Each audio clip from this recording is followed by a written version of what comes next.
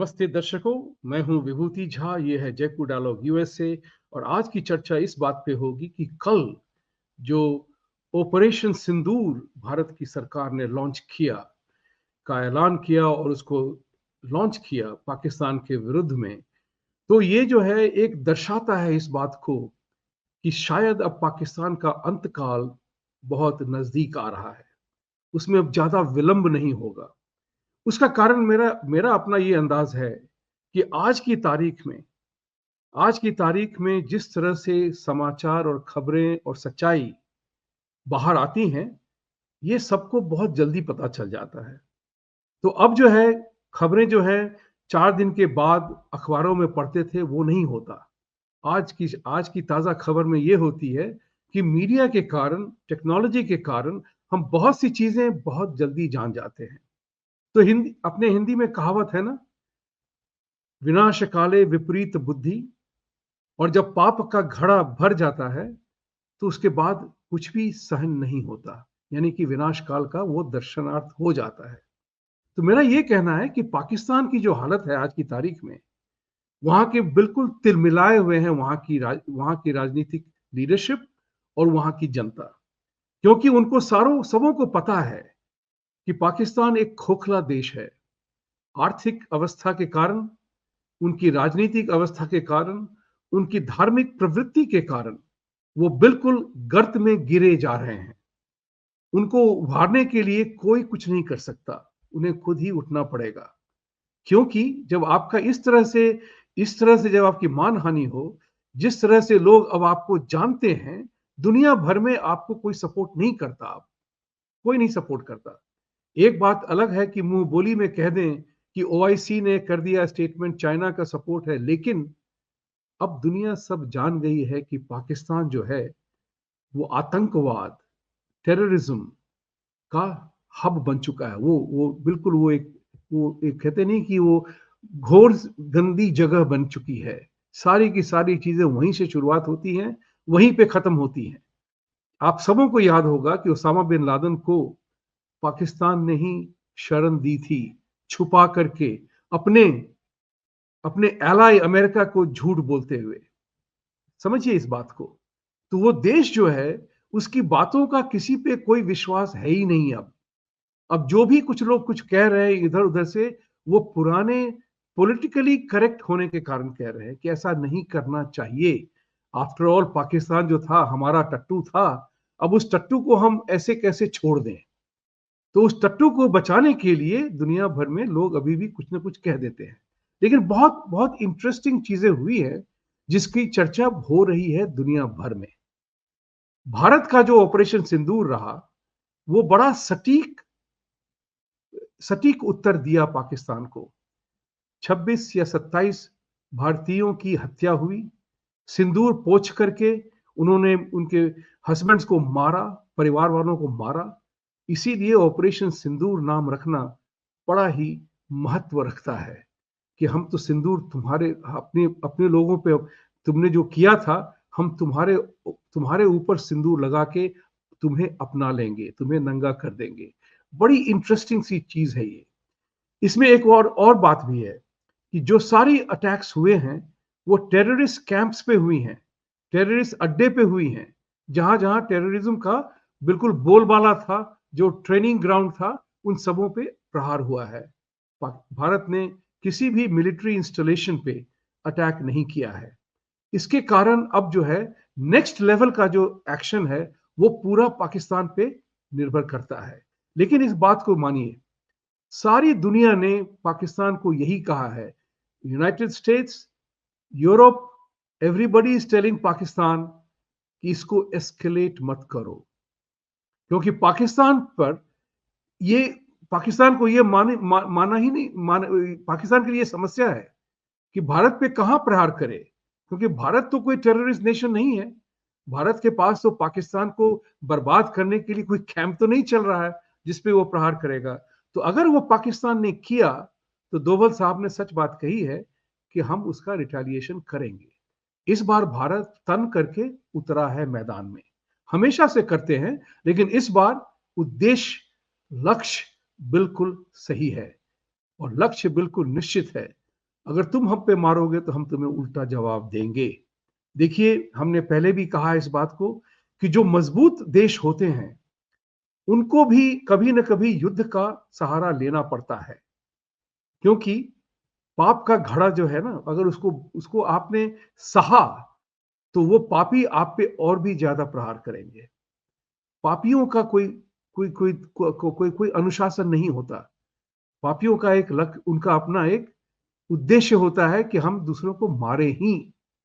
लेकिन एक दो तीन चीजें हैं, मैं क्यों कह रहा हूं कि ये पाकिस्तान का अंतकाल है, क्योंकि रिपोर्ट्स इतनी भी आ चुकी हैं कि बहुत सारे मिलिट्री ऑफिसर्स और जवान पाकिस्तान की आर्मी के बहुत घबराए हुए हैं, बहुत नाराज हैं अपनी मिलिट्री लीडरशिप से, क्योंकि उन्होंने बिना बताए ऐलान कर दिया, मुनीर ने, उनके जनरल ने, कि हम भारत के साथ, हिंदुओं के साथ नहीं रह सकते हैं और हमें उनको उनका सर्वनाश करना है।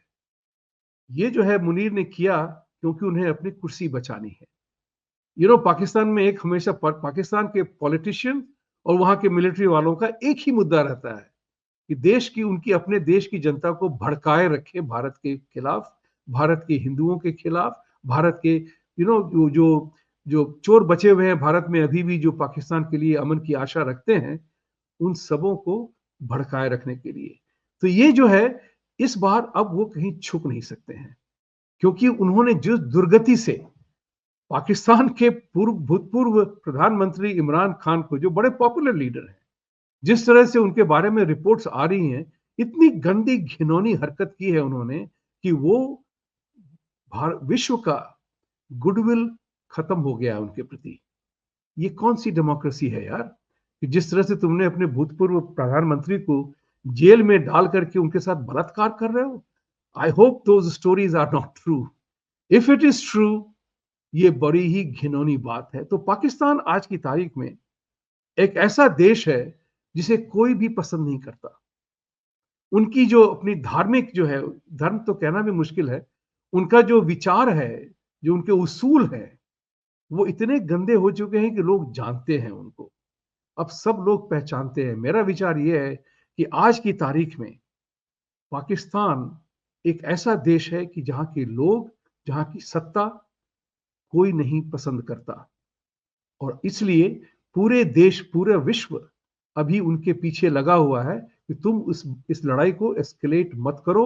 भारत ने तुम्हारे ऊपर प्रहार नहीं किया है, उसने टेररिस्ट कैंप्स पे प्रहार किया है, जिसको कि तुम मानते ही नहीं हो कि तुम्हारे पास हो। ये एक और बात हो गई है, लोगों को ये बात समझ में आने लगी है कि पाकिस्तान डेमोक्रेसी और फ्रीडम का बिल्कुल दुरुपयोग करता है। इस तरह से दुरुपयोग करता है कि आज तक 26/11 के हादसे के बाद, टेररिस्ट अटैक्स के बाद, वो अभी भी एविडेंस मांगता है, प्रूफ मांगता है। ये हमारे जैसे कांग्रेस वाले हैं ना, वो हर चीज का प्रूफ मांगते हैं, मोदी जी से बालाकोट किया क्या। अब पूछे, प्रूफ मांगे अब। तो उनके यहाँ तो कांग्रेस वालों की जो तस्वीरें आई थी, सफेद वस्त्र पहन के वो मातम मनाने के लिए जैसे बैठे थे, अब कह भी नहीं सकते हैं कि भारत की इस एक्शन का वो सपोर्ट करे या ना करे।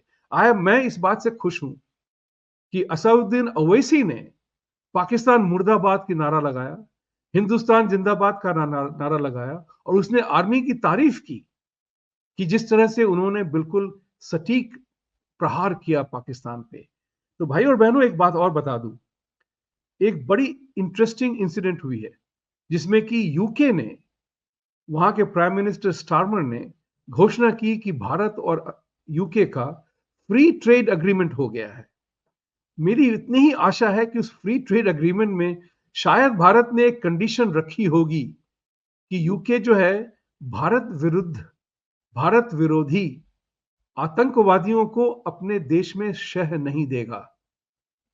आई होप ये प्रावधान भारत ने इस फ्री ट्रेड एग्रीमेंट में लिखा होगा, कहा जरूर लादना चाहिए, क्योंकि आप एक तरफ से हमारे साथ आर्थिक व्यवस्था करें और दूसरी तरफ आप अपने यहाँ जो आपके जो लोग हैं, जो भारत विरोधी काम कर रहे हैं, उनको आप प्रोत्साहन दें in the name of freedom. तो भाइयों और बहनों, इस बात को समझिए, मेरे विचार से पाकिस्तान का अंतकाल प्रारंभ हो गया है। वो शीघ्रातिशीघ्र देश बिखरने वाला है, बिखरेगा ज़रूर, क्योंकि वहाँ पे लोग बड़े त्रस्त हैं।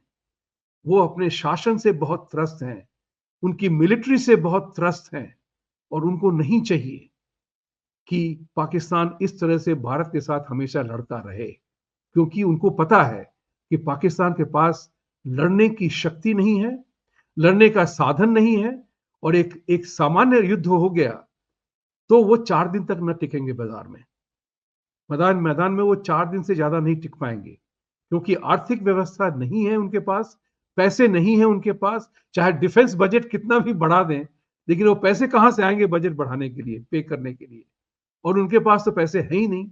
वो तो भीख माँगते हैं आईएमएफ से वगैरह-वगैरह से कि कुछ दे दो हमें, टर्की से आता है माल, चाइना से आता है माल, लेकिन देगा कैसे पैसे? तो इस बात को ये भी जानना पड़ेगा कि आज की तारीख में चीन की जो हरकत है, वो भी नंगी हो चुकी है। तो एक बात बड़ा इम्पोर्टेंट सा है, जो मैं आपके सामने आखिरी बात पेश करना चाहता हूँ, कि सारी दुनिया को भारत से बहुत ही बड़ी आशा है। भारत के जो महत्वपूर्ण स्थिति है, जिस तरह से भारत की पोज़ीशनिंग हुई है अभी, वो पूरी दुनिया उसको इग्नोर नहीं कर पाएगी। और इतना भी दुनिया जान गई है कि पाकिस्तान और इस्लामिस्ट के लिए भारत से ही लड़ना उनका आखिरी उद्देश्य है। अगर भारत गिर गया या भारत टूट गया, बस उसकी वही विजय है और वो नहीं होगा, क्योंकि भारतीय जनता अब जाग चुकी है। थैंक्स टू जिस तरह से हम टेक्नोलॉजी का उपयोग करते हैं, लोगों को पता है आज सच कौन, झूठ कौन। हमेशा से कहता हूं, इवेंचुअली सत्य की ही जीत होती है और इस बार भारत के साथ में सत्य भी है और भारत की सरकार और भारत की जनता इस सत्य को मानने लगी है। और इस सत्य को जो मानने के कारण जो भी भारत विरोधी चर्चा कर रहे हैं, जितने भी जर्नलिस्ट हैं जो झूठी अफवाहें फैला रहे हैं या कूट डालना चाहते हैं, वो नहीं सफल होगा। और भारत के दो लेडीज सोल्जर्स ने अटैक को लीड किया। ये बड़ी इंपॉर्टेंट सी चीज है कि पाकिस्तान की जनता को ये पता चला कि भारतीय नारियां एयरफोर्स और आर्मी की, उन लोगों ने लीड लेकर के भारत पाकिस्तान पे ये प्रहार किया है। तो मेरा मत ये है, पाकिस्तान का अंतकाल आ गया है और वो कहते नहीं है, विनाश काले विपरीत बुद्धि, वो पाकिस्तान की दिख रही है। सारी दुनिया इस बात को देख रही है। मेरी आशा और उम्मीद है कि भारतीय इस समय पूरे एकजुट होकर के पाकिस्तान को विफल करेंगे दुनिया भर में। इसी वक्तव्य के साथ मैं कहूंगा, सत्यमेव जयते, और सत्य के लिए हमें आपको जुड़कर लड़ना पड़ेगा। धन्यवाद।